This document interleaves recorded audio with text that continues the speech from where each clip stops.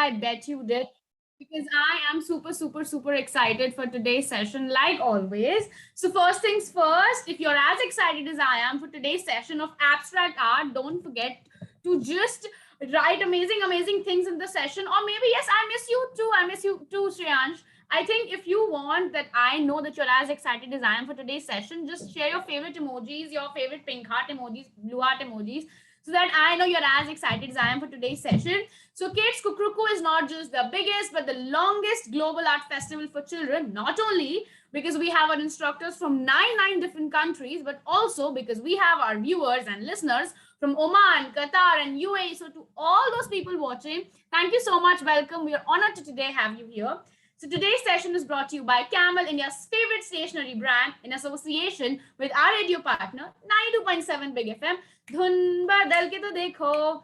With our partner Sonalika Publication, nurturing thinking minds, shaping future leaders. With our entertainment partner Pogo. Yay! So I'm your host for today's session, and before the fun begins, I want you to know a little bit about the information or maybe the rules.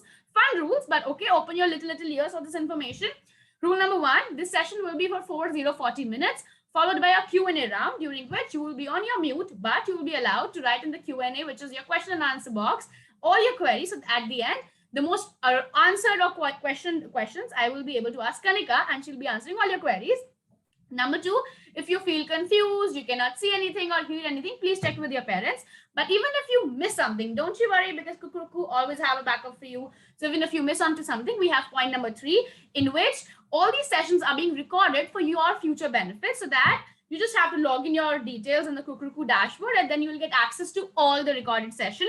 Number 4, whatever artwork you learn from here, from our workshops, don't forget to share it on your social media account, not just as a story, but as a post, okay? And don't forget to tag who? Kukuruku and Camel, okay? For having great acknowledgement, okay? Now, before we begin ahead and move with the session, I just want you to see an amazing video. So, admin, can you please play an amazing, interesting video for the kids?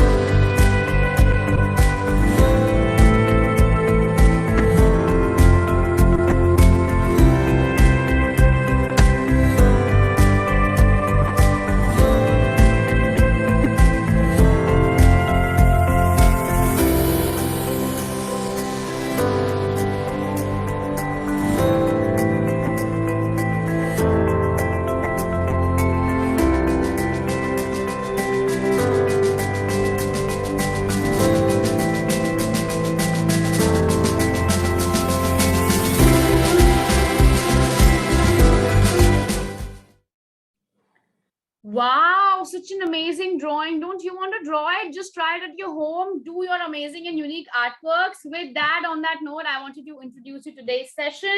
So today in the session, there's a fun exercise on enjoying the freedom in the process of creation of art. Learners will be encouraged to bend, blow up, flatten, straighten, and smoothen form of objects in nature to create a more fluid version of painting. This process will help you develop skills of changing and distorting, and to make an attempt at more a surreal artwork and a simplified version too. And on that note, I will also want you to get introduced and to get known more from our favorite instructor, Kanika. Hi, Kanika. How are you? You are on your mute, but I think everybody's so excited that they forget they're on your mute. Hi, Prachi. I'm so sorry. I'm so excited to see you all again. Exactly. So a little bit about Kanika as well. Kanika is a graphic designer and an art teacher for over 10 years now, and she's worked with international curriculum in school across Delhi and NCR. Oh my God, that's a great achievement to be here. I think kids are super excited to see your face. They just want me to go out and you to start the session. So on that note, I'll leave the kids to you. Bye-bye. Okay, then enjoy the session. Bye, kids. Have an amazing session. Thank you, Prachi. Good morning, everybody. So as Prachi ma'am said, she's all excited about it, and I'm sure so are you. So were you all curious about what's going to happen today? Abstract art, right? So you know the name of the art session, it's called Distort and Deform. It's also called abstract art. Now, in one word, all of you are going to just share with me, what is your understanding of abstract? What do you mean by abstract? What does it mean? Give me one word. Maybe I could start with one. Abstract could be something that is unreal. Maybe something that is from fantasy. It could be something from dreams. What kind of words? Mythical, lovely word. Cracked. Okay. Change of shapes, change of character, imaginary, beautiful. I think you already know what abstract is, but I'm still going to just tell you a little bit more about today's session. So let me share something with you and we get started. So before you start your paintings, it's important to know what you're doing, right? Why you are doing, what kind of drawings you're going to make, what kind of artist you may look at to inspire you, what kind of colors you will use, okay? Whether bright colors, whether it's going to be black and white, all of that. So in order to learn how to create a painting, it's important to understand the what, why, and how. So we are going to look at one very interesting way of making abstract art, which is to be deforming something, to distort something, okay? To imagine something real in a different way. Okay, so I'm going to share with you a PPT that talks about abstract art. Okay, so deform and distort. Okay, you all gave me lots of words such as mythical, changing of shapes, something imaginary. I said something could be out of your dreams. It could be fantasy. All of that is abstract art. But sometimes we also know that it's not very far from the real. You know, it's about using the real and changing it. It's about presenting the real in a different way. Okay, so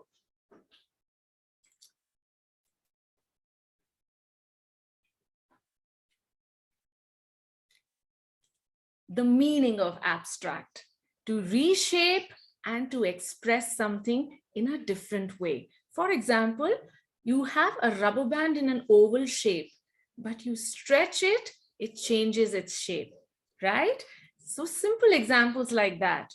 You squeeze a lemon in the kitchen, the change in the shape of the lemon happens after the juice is squeezed out. Simple things of crushing a can, crushing a piece of paper, all of that represented in a painting expresses abstraction. It expresses a process of change, okay?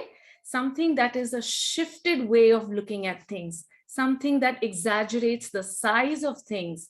For example, you look at a dog, probably with a trunk of an elephant on a dog's body, simple, taken from reality, but changed to express something different. So abstract art is basically to change something from reality to express a person's point of view, a person's idea, a person's imagination, and a story. Or maybe it's about expressing a dream that you may have seen. Okay, so you change something, reshape it, express it with different colors, exaggerate the size and proportion of things, you twist it, distort it, deform it, all of that. So let's look at how we can create abstract art. We've seen many artists in history creating paintings which are very different. They may just do with shapes, they may just be drawing lines, they may just be using colors, but we don't really understand the painting at once. It's about reading and reading the story behind the painting, reading about the artist, and that's when we understand what the artist has drawn. So one such example is an artist named Vasily Kandinsky, okay? This artist uses circles and lots of bright colors from the color wheel to express his art, okay? He only experiments with concentric circles, which is shape, and bright colors, which are inside the circles. Another artist who expresses herself through abstraction of shapes and colors is Sonia Delaunay. Okay, you look at her painting, it's all about lines, circles, and different bright colors. We don't know what exactly it is. She may be wanting to draw a landscape. Maybe the circle is for the sun. Maybe the lines are for a pathway. Okay, maybe the two small circles are basically two different houses that are represented in a distance. We don't know exactly, but maybe when we read a little bit more about her art, we'll understand. Who doesn't know about Picasso? Okay, his art, you see the size of the painting on the right? It's inside the museum, okay? Now this painting is called The Three Musicians. When you look at this painting, you don't really guess that it's about music or it's about three people playing music instruments. But yes, try and see parts of it. The first person is wearing a shade of glasses, okay? A pair of glasses. He's holding a pipe that he's playing. The second person is playing the ukulele or the tiny guitar-like instrument that is there. The third one is holding the notes, the musical notes. You see 6 feet, okay? So 3 pairs of feet of the 3 people playing the music. But it's not realistic, right? They've broken the shape and the size of the people and put the pieces together in an abstract way. Yet we know that this painting is about 3 people playing music instruments. Okay, so there's one artist that we are going to learn about today, and he's going to be our inspiration for our painting or the artwork that we are going to do today. So that artist is named Salvador Dali. Okay, he's a Spanish artist, one of my favorite artists. That's his picture on the right. And on the left side is his most popular painting. It's called The Persistence of Memory. Okay, you can Google it and learn a little bit more about that then. But right now we're going to look at some elements that turn a painting into an abstract art form. Okay, you all said that it's mythical, it's imaginary, fantastical, dreamy, all of that. And in his paintings, we see when he paints, he turns and changes and twists the shape and form of things. Okay, when we look at this painting, you see a clock, right? You zoom in and take a screenshot and probably see a clock here. The clock is looking like it's melting, okay? On the table or on that platform that you see on the left here, the clock appears to be melting on the platform. And the one that is hung on the tree branch, again, looks like it's made of cloth. So it could be turned around. So Salvador Dali explains his work to be abstract in a way that he tries to hand paint his dreams, okay? Whenever you dream of something, I'm going to share one dream of mine. I once dreamed that I was underwater on top of a whale. Like you ride inside a submarine, I was riding on a whale. And suddenly, when the sun came out, the whale jumped out of the water and started flying. And I was riding the flying whale. Isn't that weird?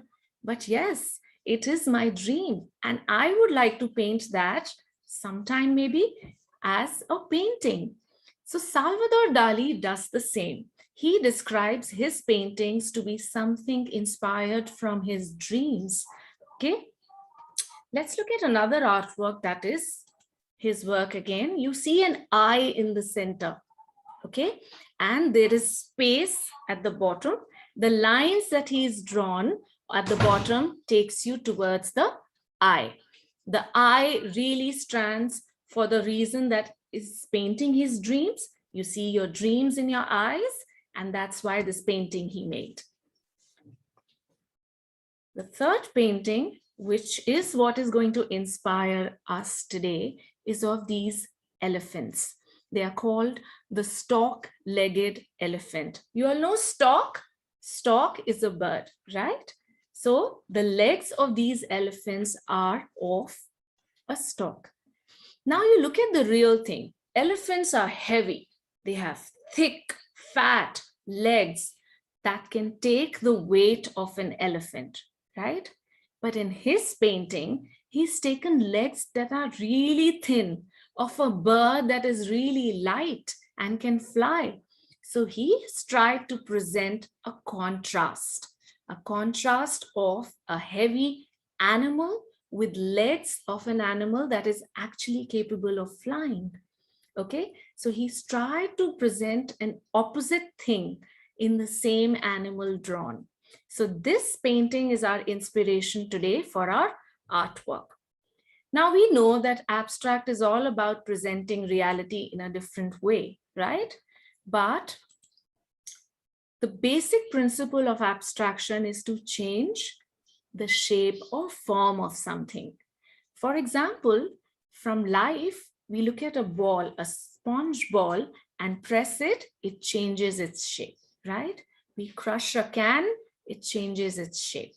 But in art, we don't have faces like this, the one you see on the right, do you? Of course not. But this is art. It's about representing something from reality by changing the shape and form of it. So that's called deforming. So deform means changing the shape and 3D form of something in art. Okay. So alteration of original shape, change by an artist to size, shape, and visual character to express himself in the painting. Then is distort. Well, deform and distort mean very similar things, but deform has got to do with 3D shapes. Distort means we can change the form of something or shape of something with colors, lines, by stretching it across, by drawing it in an awkward way to make something crooked. Just as you saw the elephants with the stalk legs, it was looking like unreal. Of course, it is unreal. We can't have a heavy body of an elephant on a stalk-legged base. So to deform, to alter the original shape, to change something from reality is to distort. Okay, so these are the meanings of deforming and distorting, which is presenting reality in a different way. Now, coming back to the artist, before we go to artist and learn about what the artist has to tell us and say through his paintings, can we have a little interaction about, have you had any weird dreams that you want to share with me? Like I shared the one of the whale. Can you also share a weird dream that you may have had? Quickly.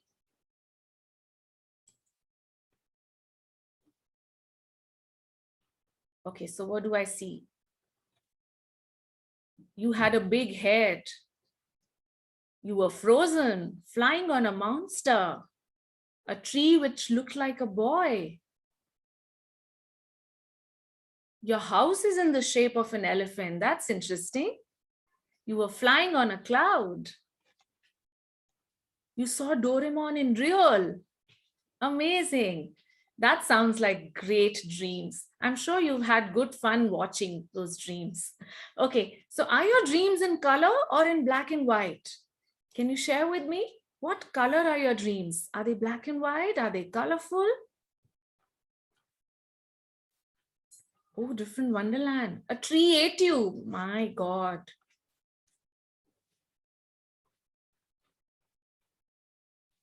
Queen of the sea, and you could be under the sea and rule the undersea world.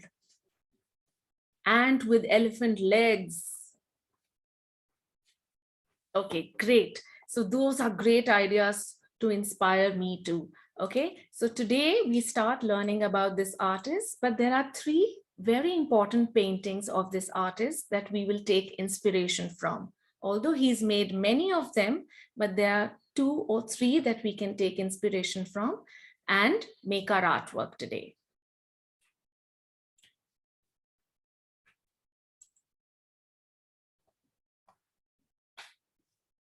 Okay, so Salvador Dali was born in 1904. about 120 years ago. He was born and he died in 1989, okay, which is 38 years, something like that. Yeah, that back. So he was a filmmaker, he was a painter, he made sculptures, he made designed lots of posters, he did photography also. So all of his ideas came from all of these different fields of art. Okay, he called his paintings hand painted dream photographs. Okay, now surreal is the word that is given to his painting. Surreal means it's real, however, it's different. It's come from the subconscious, it's come from the dream world, it's come from fantasy. Okay, now it could be a happy painting, it may not be a very happy painting, that depends. But I have seen you all have viewed really interesting and exciting dreams about flying, about being underwater, and all that. So surreal paintings have these specific ways of expressing ideas. They are very strange. The way you saw the elephant with the stalk legs, it's kind of strange, surprising, at the same time exciting to see something different. Images are mixed in a weird way, in an awkward way, like the stalk legs, the awkward way of the clock melting on that platform. You never see a clock melting like that unless it's made of cloth or maybe ice. I don't know. It is strange, like it is in a dream. Okay, it is bizarre. So remember these words. Surreal paintings are sometimes imaginary, they are fantastical, they are like in a dream, they are bizarre. So you've understood what deforming, twisting, and distorting is. And it's from the subconscious, something that mixes around in the back of our head and then presents itself in a weird dream. So it's called surreal. So remember these words. And Salvador Dali was a surreal artist who called his paintings as hand-painted dreams. So what do we have next? It's time to paint. Okay, so we are going to take inspiration from his painting of the stork-legged elephant. And there's one more painting that we saw of him here, of the eye. So we are going to take inspiration and ideas from these two paintings of Dali and create our artwork. Okay?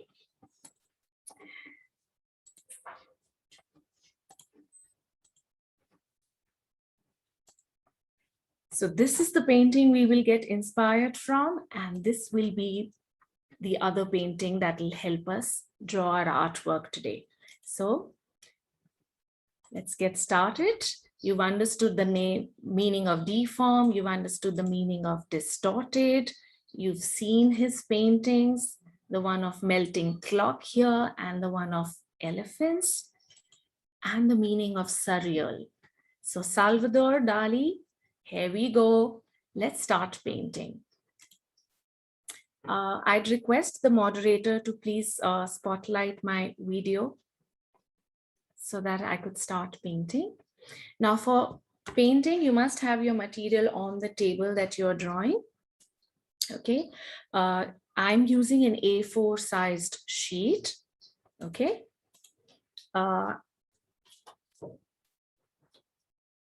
And a pencil to draw with. You all will be using a pencil. I have done my drawing with a pencil, but it may not be visible to you, okay? So I'm going to be using a pen, a permanent marker to draw with the artwork so that it's visible to you very clearly. So you all please use a pencil and not a pen, okay? So let's get started. So once you have the sheet of paper, okay, I have sellotaped. I have taped it on all four sides so it doesn't move, okay? Taking a little bit margin on the corners on all four sides. I've drawn it with pencil, but I will draw over it with pen for you all to start doing yours. Okay, so grab your pencils and your sheet of paper, and let's get started. Now we are going to paint after we finish drawing. So let's get started. When you have this sheet of paper, you leave a gap of 2 fingers on the left and 2 fingers on the right. And in between is where your drawing is going to begin. So we'll draw the stork-legged elephant in our style. You can make a little changes to the elephant if you like. And which other animal would you like to draw?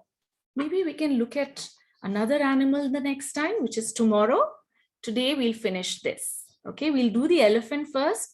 You all need to think of one animal that you'd like to draw in this style. So let's get started. So after leaving the space on the left and the right, you draw the elephant's head first. Okay. A simple arc like this, a curve. Okay. And an ear, which are also exaggerated. Remember, we read in the PPT that I showed with you that exaggeration means changing the size and scale of things. So the ears of the elephant are further exaggerated into bigger and longer ones. So you see the one on the back like this. Draw an arc and the ear at the back. The one ear that is in front goes like this.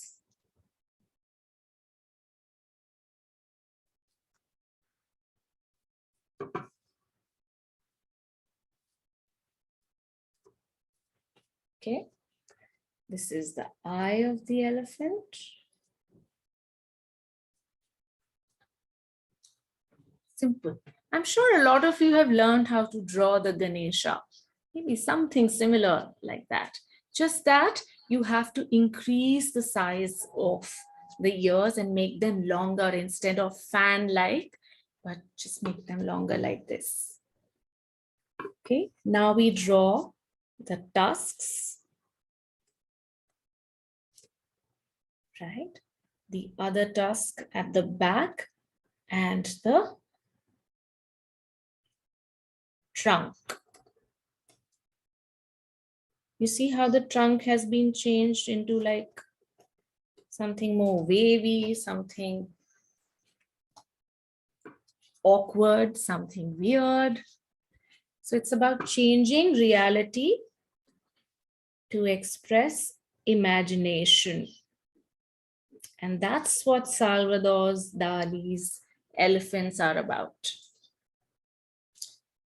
He's trying to present contrast. Elephants are heavy, they carry weight, okay?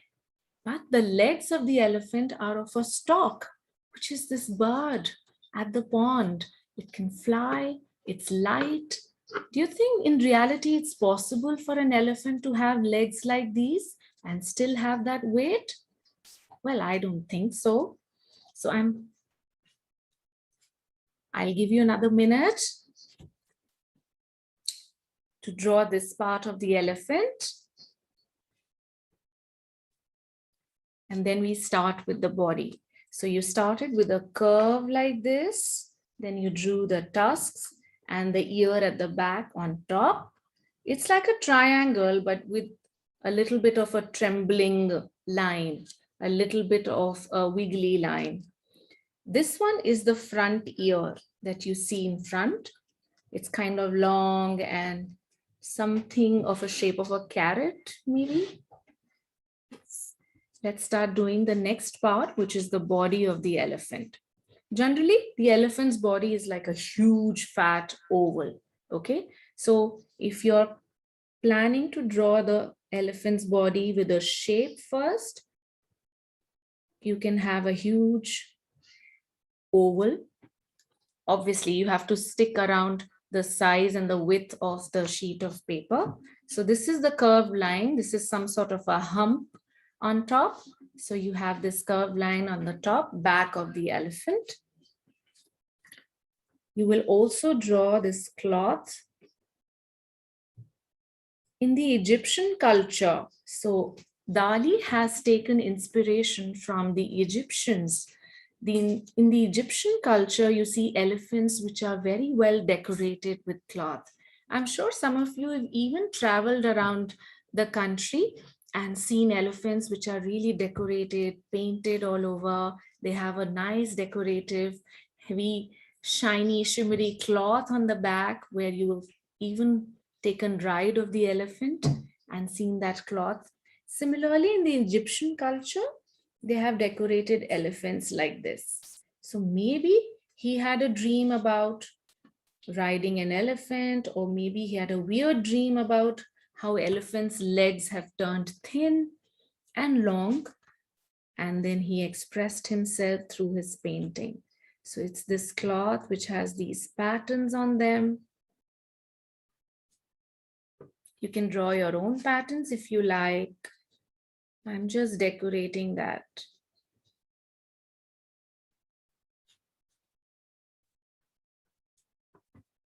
Okay, great.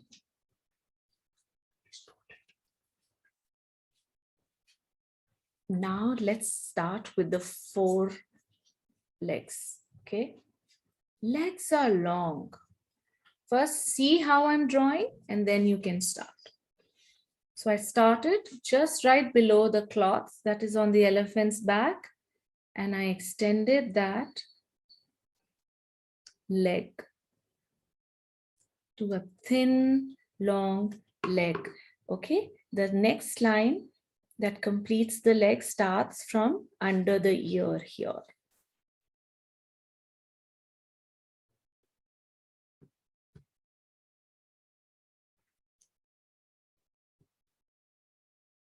It is okay if you're not able to draw exactly how I'm drawing. I'm also not drawing exactly how I saw it in Dali's paintings. It's perfectly okay if your leg is slightly different from mine. It's perfectly okay if the face of the elephant is slightly different from mine. So that's fine. It's abstract.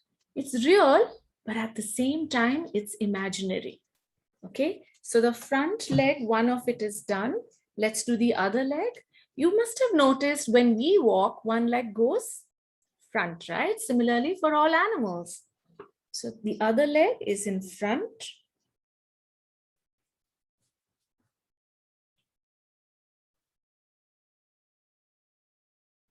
Try and make the line a little trembled. It doesn't have to be straight. Okay.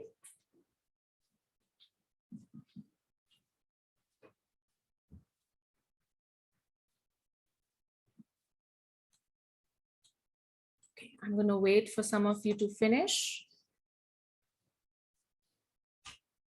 The first 2 legs or any other part of the elephant that you haven't completed. So I'll go slow.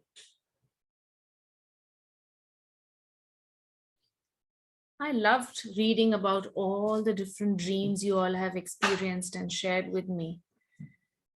I feel like I could paint so much by taking ideas from you all.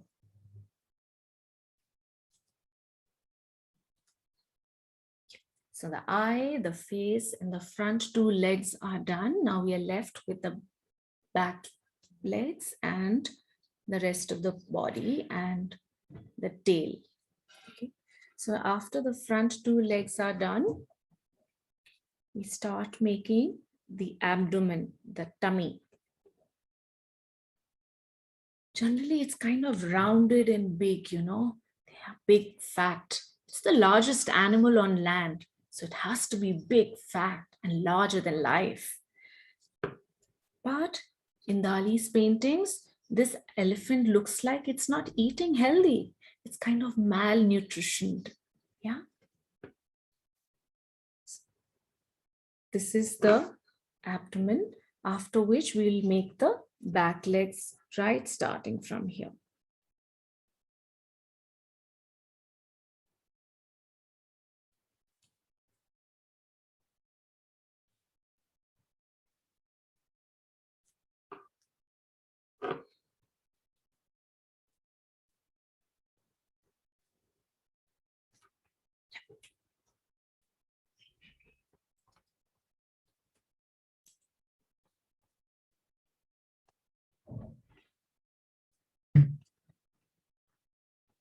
Okay, I see some questions. Some of you are asking if you could use a brown marker. Well, you have to draw with a pencil, dear.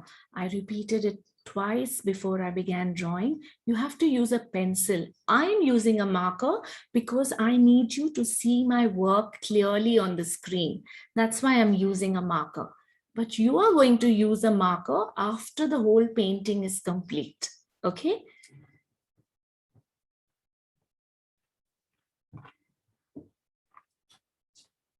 All right.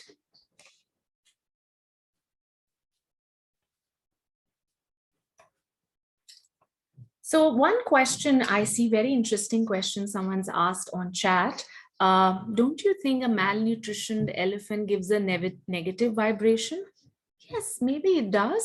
Why? Because your dreams or your imagination, it's not always beautiful and colorful. However, it's up to you, the kind of dreams or fantasy that you may want to express yourself with.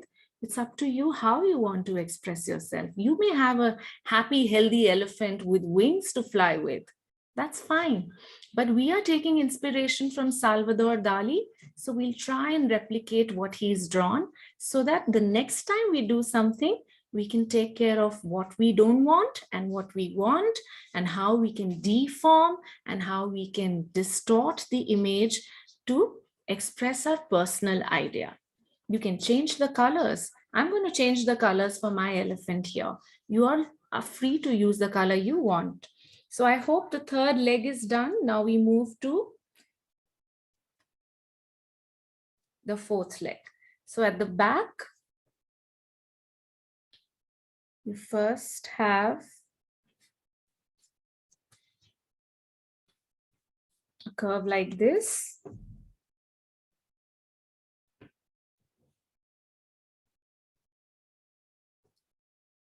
Crooked legs, isn't it?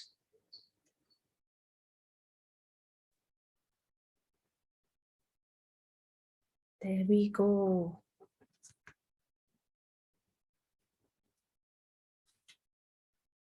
I'm sure a lot of you have very interesting elephants made already. I would love to see them. So after all the work is completed, please do share the work like Prachi ma'am asked you to. Please do share. I'll be very curious to see what you've made. So if the elephant is made now, the other painting that we saw of the elephant, sorry, I missed the tail. I'm so sorry. This tail also way longer than it originally is. But then it's abstract, right? We change reality. Okay. So the other painting we saw of the elephant is of the eye in the center. Okay. So in the stalked-legged elephants, we saw the elephant carrying an obelisk. An obelisk is a rock-like figure or pillar, which is created as a landmark on a space. So that kind of a pillar we need to draw on the elephant. He's tried to show that the elephant is carrying a lot of weight. And generally elephants do carry weight.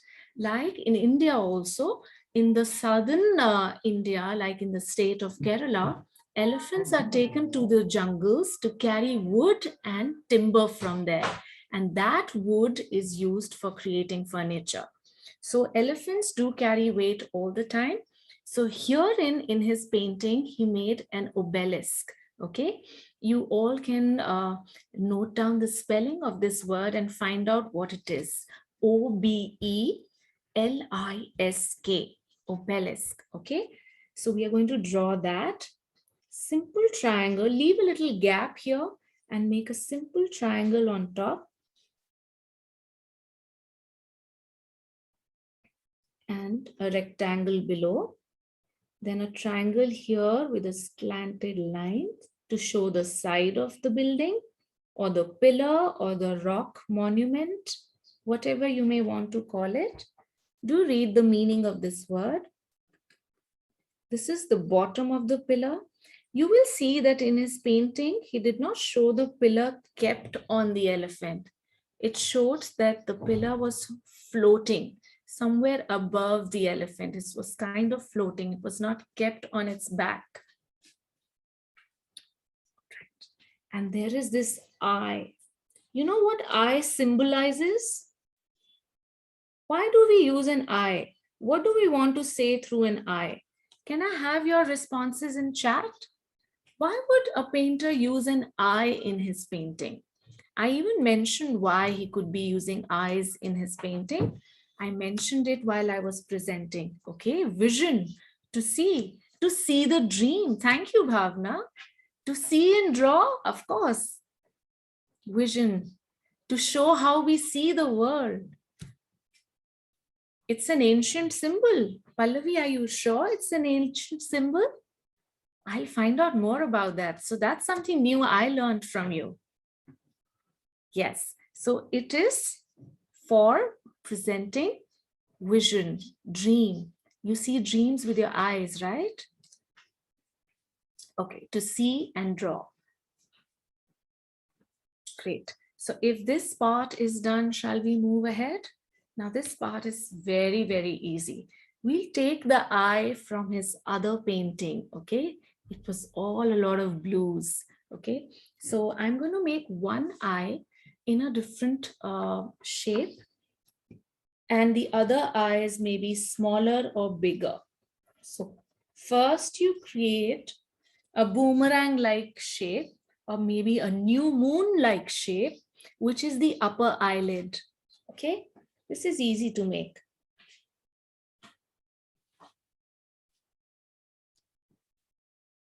We complete it with the eyeball, and maybe the iris, and a few lines maybe. I hope you all are using pencils. Okay, I'll make eyes all over in the background because we have so many participants, like 247 of them. And maybe I can't fit in 247 eyes out here, but one eye for each one of you. So I'm going to make many eyes in the background. This is my version of an abstract painting. I do get my inspiration from Salvador Dali, but I'm going to draw my version of his paintings. So I am using the eye symbol for dreams, for imagination, for vision. Yes, this eye could see beyond you think it can. So I'm going to make eyes all over in the background in different sizes, some smaller, some bigger, some fatter, some narrow.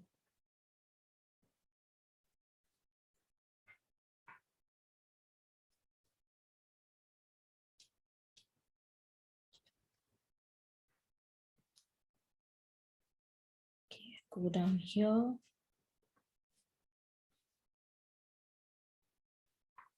Circle, the iris. I'm left with just 2, 3 of them.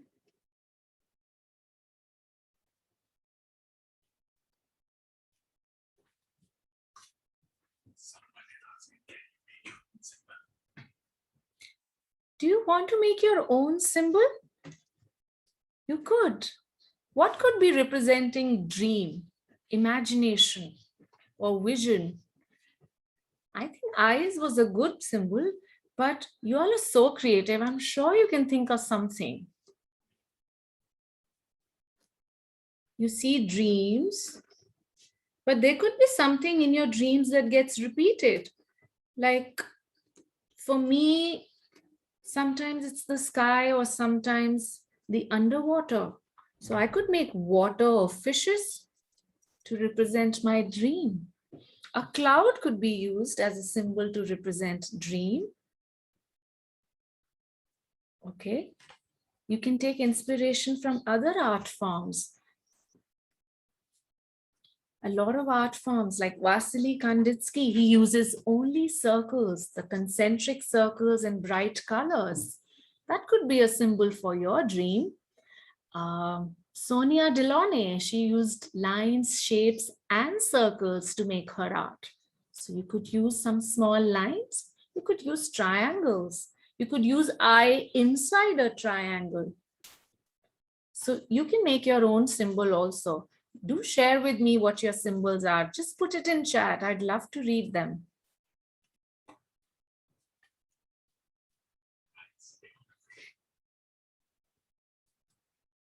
Okay, so it's not enough. Let me add some more eyes, smaller ones.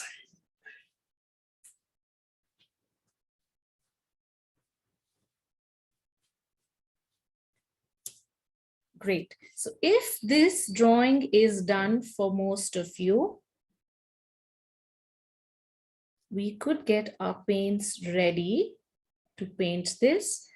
However, I must see the time. So we've got 15 minutes left to go. I think it'll be a good idea if we continue the painting tomorrow. In the meanwhile, take 5 minutes to finish up the background the way I'm doing, and also change the symbol if you want to.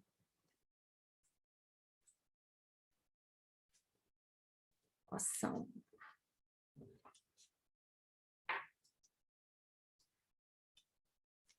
Okay, clouds. Some of you mentioned clouds, so why not? Let's have them in the background. This is our version of an abstract painting. Some from Dali we take and some we create our own.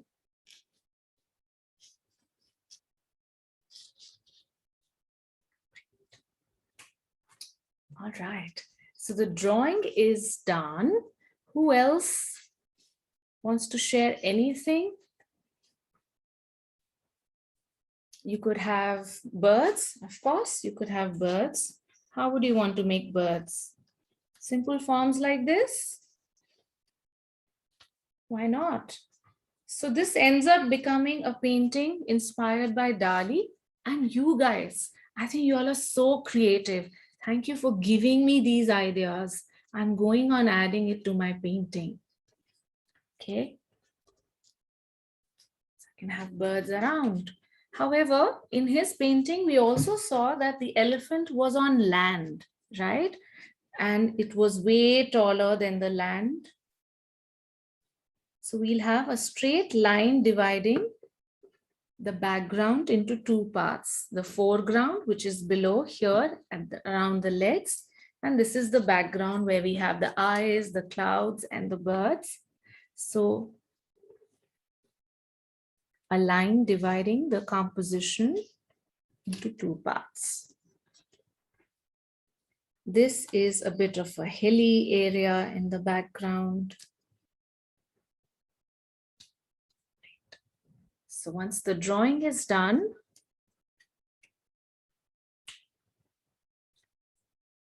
you all think Salvador Dali would love what we have drawn today? I think he would, because he was a very open-minded person. He would paint his imagination and he'd be more than happy to see yours. Okay, great. So we can go and ask our questions if we have any. I see a lot of questions here. Prachi, of course, questions are one thing. Yeah, questions are one thing they're very eager to ask. I think after this session ends, they just want to write their questions in the comment box. I mean, in the question and answer box, and just know what's happening. But before we start, I just want the admin to please play an amazing video so that after it, we can praise it all together.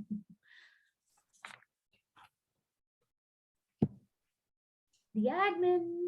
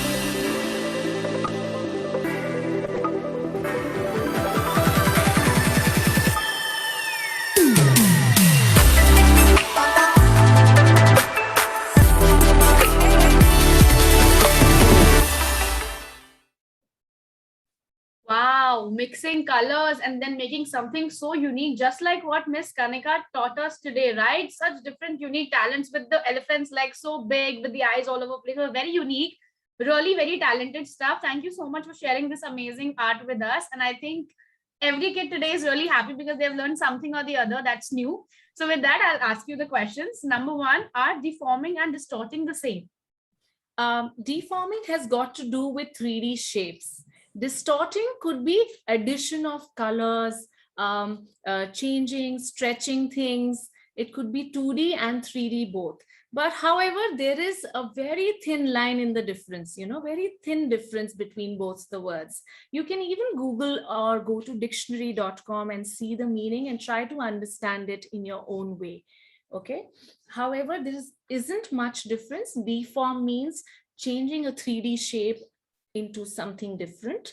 And distorting means probably addition of different kind of colors or lines or patterns or stretching things in a different way.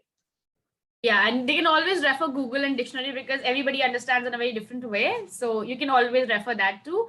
Second, for coloring this, can we use markers also? Yes, you can, but your sheet must be very thick. I think in the material list, I recommended 400 GSM. Reason being, you are using paints.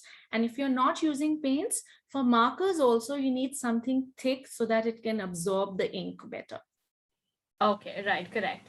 Number three, why does it have such long legs and can we add our own objects in the background? Of course you can. Some of you suggested that you wanted symbols differently from an eye. So I was happy to help you with that. Some of us told clouds could be something that could be added. A sunset in the background could be added. But eye is a symbol for dream for me. For you, it could be something else, of course. And why are the legs long? Okay, so I told you that the artist has tried to represent contrast. Two things that are completely opposite to each other. So the legs are taken from a stalk, okay?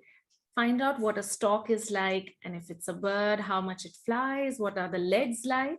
A stalk is a bird, generally you find it around a pond. So birds are generally lighter, right? And it has the thinnest possible legs. However, an elephant, on the other hand, is the largest animal on land, okay? So it's heavy, big, and fat. So he's tried to mix two things which are contrasting, which are completely opposite, and which are imaginary together to represent the idea of maybe something impossible. Such an amazing way of explaining the kid that nothing is impossible. And even after missing two very different things like the elephant and, the stork, I think, you can make such an amazing art. So whatever talent you have, I think every unique talent, if added in the right quantity and right amount, in the right direction, I think can pave you lots of success. So to all the kids who are watching this, don't forget to just use your talent in every possible way. Because you never know, even your stork legs and the elephant legs can make a wonderful painting. So nothing is impossible. It always has I am possible hidden in it. So with that, I think thank you so much, Kanika. You're live in this session with Prachi along with Kanika in the Kukuruku Art Festival 2021. It is the biggest and the longest running art festival. And it's not just for children, not only because, we have instructors from 99 different countries, but also because we have our viewers from Oman, Qatar, and UAE. So thank you so much for watching this. And we're really honored to have you today here. Today's session is brought to you by Camel, India's favorite stationery brand, like we have seen in the drawing pictures. Also, we have our radio partner, 92.7 Big FM, Dhun Badal Ke To Dekho, with our partner, Sonalika Publications, nurturing thinking minds and shaping future leaders, with our entertainment partner, Pogo. So with that, we come to end of this session. And I think you're really, really amazing, kids. Thank you for being so inquisitive and attentive, and also asking so many questions and so many important ones also. And thank you so much for being a part of it. Thank you, Kanika, for being a part of it. Thank you. See you all tomorrow. See you all tomorrow. Thank you, Kukuruku, for giving this amazing opportunity. And don't you forget to share your post on the Instagram or on your Facebook accounts. And don't forget to tag who? Kukuruku and Camel, okay? With that, bye-bye. See you in the next session. Have an amazing artful day.